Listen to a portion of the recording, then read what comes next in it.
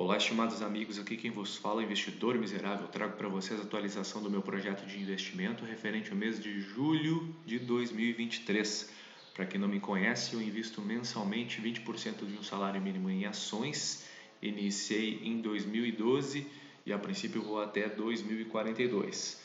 Então, antes da gente iniciar com as informações aí no tocante ao desempenho, performance do projeto, queria compartilhar com vocês que alcancei o patamar dos 11 anos de atividade do projeto e, enfim, o aniversário sempre nos remete a algumas reflexões, né, do que foi alcançado, do que está para ser conquistado.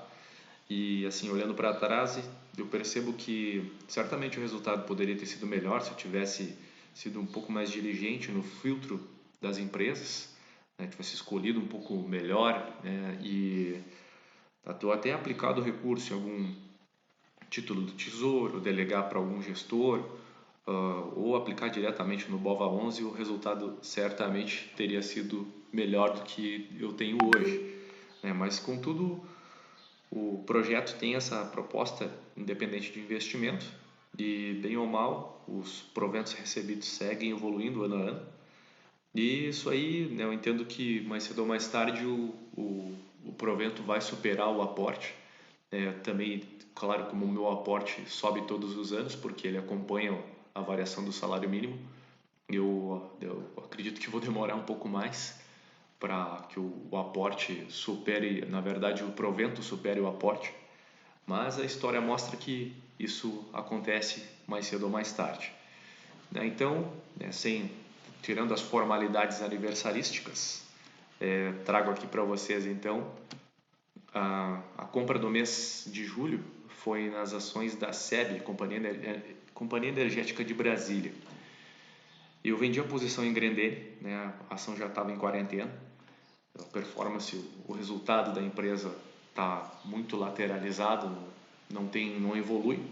E agora há poucos dias teve um dividendo de 2 centavos por ação e isso foi a determinante para eu trocar. Em breve eu vou explicar para vocês o racional, né, da compra. Então eu vendi toda a posição que eu tinha em Grendene, e incluí o aporte do mês mais os proventos recebidos do mês anterior, e aí foi aqui a compra feita, né, no mês de julho.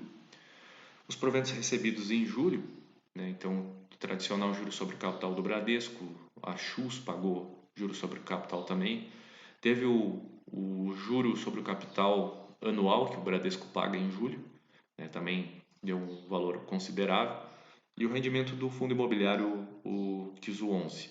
Então esse valor foi integralmente reinvestido na aplicação do mês seguinte. Aqui tem o desempenho, onde o mês, né, de julho tive o retorno de 4,12, enquanto que o IBOV teve a valorização de 3,72. E com relação ao patrimônio, né, eu tive um novo recorde.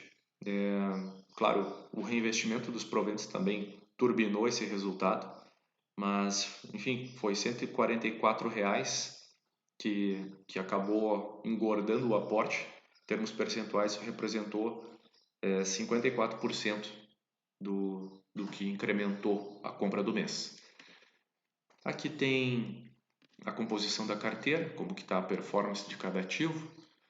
Então, está negativo ainda o Bradesco, né? Acredito que vai seguir negativo ainda um bom tempo, né? Que a provisão da inadimplência segue alta e o país no geral está com uma situação de economia bem desafiadora.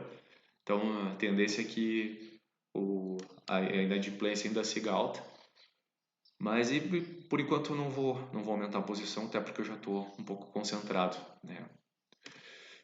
O gráfico Pizza, percentual aqui de cada participação. A comparação aqui do aporte em relação ao provento recebido.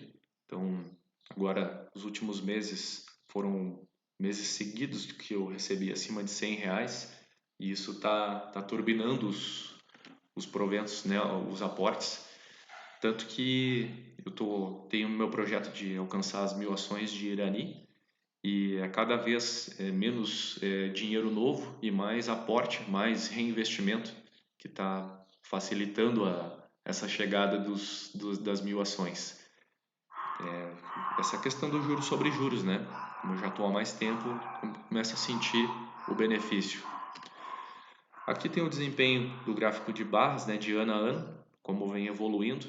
Claro que teve a questão da Grendene, que pagou um dividendo adicional, né, mas eu desfiz da posição, eu não saí com prejuízo porque eu descontando o dividendo recebido, tive um lucro